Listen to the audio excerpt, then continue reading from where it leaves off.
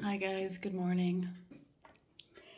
Can you guess where I am? I'm in Mel's chair, and it's a very big honor. Um, I traveled to Costa Rica yesterday to come meet them, Mel and Amber, who I love. Come bring them some things that they needed and just meet them in person because I love them so much. Back in March, when I got scammed out of my XRP, Mel and Amber were the ones who helped me recover physically, spiritually, emotionally, in every possible way. And I'll never forget the kindness. And being here with them for the past day has been honestly one of the best experiences of my life. They are such wonderful people. The second I walked into their home, I felt the peace and the love in their house. It's like palpable. You could just walk in and the energy is so rich in the air of love. They have music playing and they fed me delicious fruit because they know I eat kosher. So they went out and got me all this exotic fruit and we ate it together. And we just spoke about our own processes of spiritual awakening and how we all got to the points that we're at in the world. And turns out Mel's been awake for like 30 years, and I give him a lot of credit because it's exhausting to be an awake soul in a world that is mostly asleep, but is waking up more and more. COVID came to wake us all up. COVID came to make us realize that we are our own sovereign beings, and we're going to come into our own personal autonomy, financially, medically, with schools, with government. COVID taught us that our leaders were mostly corrupt, and we don't need leaders. We're going to lead ourselves. I heard a friend of mine, Ani Lippitz, say that the Rebbe said, "I've done all I can. Mashiach, the Messiah, is here. You just have to open your eyes." And how I interpret that is, we all just have to step into our own power and understand that as soon as we unite and as soon as we understand that we control our own destinies with the power of our thoughts and our emotions, the flip gets switched. The white hats, I think, are waiting for the same thing. They understand that they need a good percentage of humanity to not rely on them, to be self-starters and self-governors, and forgers of their own destinies before they can bring about this great financial change that'll usher in a new time for us. But there's a lot going on in the world. In Texas, Emily, who is our brave and fearless QSI leader, she was like a giddy teenager meeting all the rock stars of the financial world, of the digital asset market that are making massive changes to the infrastructure of our financial world. We're going from tangible money to intangible money, which is one of the prophecies of the days of Mashiach, of the Messiah. And it's happening like right before our eyes, which is very cool. What I wanted to talk about today, Mel just texted me, "Am I up?" Little does he know I'm at his desk. Amber said it was okay last night.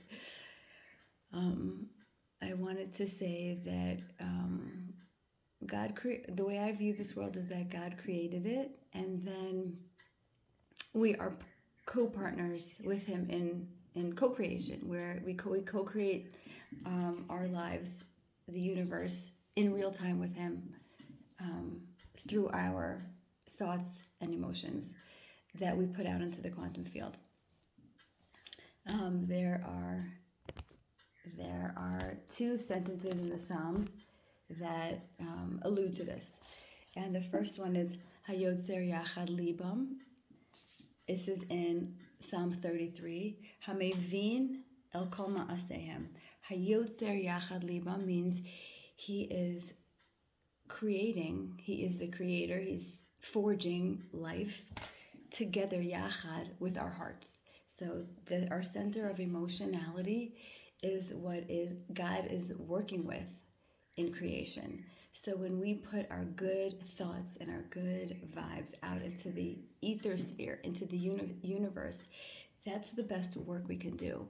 We still need some physical work on the ground. When we do, the emotional work in tandem with the physical work, that's how we get the real effortless creation going. It just feels in alignment when we pre-game it with our emotions, get everything on board, and then do the inspired action, and then everything falls into place. It's similar to me coming out here. I had the idea, why don't I go, Mel needs a flag, why don't I bring it to him? And then from there, every action from there felt inspired. Booking the tickets, taking the days off from work, it was a joy. Every step of the way was a joy. Because the emotions were already set, the excitement was already in place. I'm like, I'm going, I'm doing this, and all of the dominoes just fell in the right order after that. And here I am, sitting in this chair, and I can't even tell you how Mel in person is even better than Mel on the screen. He's just he's all heart. When you look him in the eye, he's just a teddy bear, and he's just a delicious human being. And Amber too. Amber took me out on the town last night, and we went for smoothies together in the downtown Costa Rica, and it was just, we had such a good time. I'm gonna post pictures of that to my Telegram. We had a fabulous time together. I told her she's my Filipino sister and I'm her Jewish sister, and we're just, it's a pleasure to be with people who understand what's happening in the world right now and speak my language, and we're vibing at the exact same frequency. And it's just this unspoken relaxation to be with them. It's just, I feel extremely at home here, which is crazy and weird. But as I sit here now, I feel like wrapped in the love from their home. So the second psalm that I want to refer to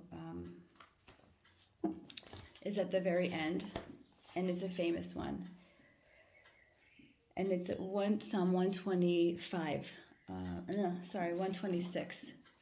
Shir HaMalos B'Shuva Adonai Eshiva Sion Hayinu Kachamim Az Yamale Sechok Pinu Ulshone Nurina Az Yomu Bagayim Higdil Adonai Lasa Semila. Jewish people know this one really well. We say it when we do our grace after meals, when we say our little prayers after we eat bread. This is what we say. So we know this one really well. But it always struck me as strange and interesting, the tenses. There's a lot of different future and present tenses mixed together, and I never understood why, and I'm sure there's a good explanation out there somewhere for why, but I came up with my own explanation, and here goes. Shir HaMalos B'Shuv Hashem Eshiv Asiyun Hayinu Kachamim. When God is going to return us to Zion, to Jerusalem, Hayinu, he's going to return us, future tense, Hayinu Kachamim, we were like dreamers. So that's interesting that it's future and past. And then Az Yamale Sechok Pinu, then our mouth will be filled with laughter. Ulashone Nurina, and our tongues with joy. Az Yomu Vagayim Higdel Hashem Lasosimelu. Higdel, okay, this goes on in different ways how we're going to be happy with the redemption and the beautiful new world that we're going into. And then it says Hayinu Samechem, we were happy. So the two past tenses is Hayinu Kachamim, we were like dreamers, and Hayinu Samechem, we were like joyful people. We embody joy. So, and those two things are used in past tense. Why? Why are those in past tense? And then it hit me. Because we have to pre-game life with emotion. We have to be like dreamers right now. We have to be like samechem, like happy, joyful human beings right now. And that pre-gaming with emotions is what will populate the quantum field with the best future and the quickest redemption that we can invite for ourselves. We all want this quantum financial system to come into play already. It's there. It's held in a vortex right there, in like a water bubble, in a water balloon waiting to be popped. And it is our emotions, when we act like dreamers and when we act like joyful people, that's what's going to pop it, the whole thing, the whole cascade of redemption is just going to take place when the collective unites in joy and imagination. We have to be like dreamers. So, when we're going to be in that future place, in that timeline of where we'll have already been redeemed, we're going to say, what got us here? Hayinu kachamim. We were like dreamers. Hayinu samechim. We were like happy people. We're going to reminisce on how we got here. We got to redemption on the wings of our joy and our imagination.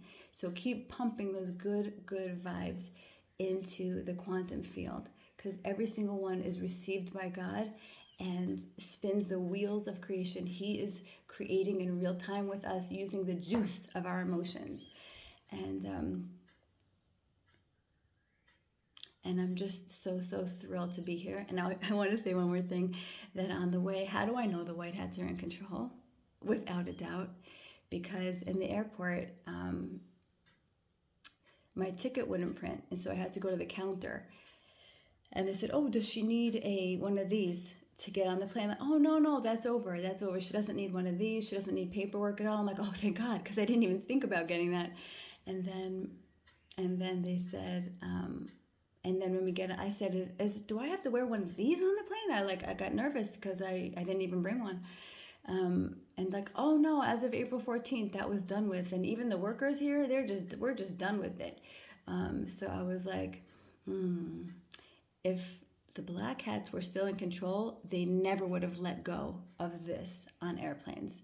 They never would have let go of this to get into other countries. So the fact that all those restrictions are easing up tells me for sure the white hats have got this, more than got this. And that, I just know that it would have only gotten worse and worse and worse if the black hats were in control. All the restrictions, they would never have let go. So it gave me tremendous, euphoria, a moment of euphoria in the airport. And just being on the plane surrounded by faces and human beings was like, thank you, God, for giving me the world back. I hope everybody can experience the joy and kinship and camaraderie.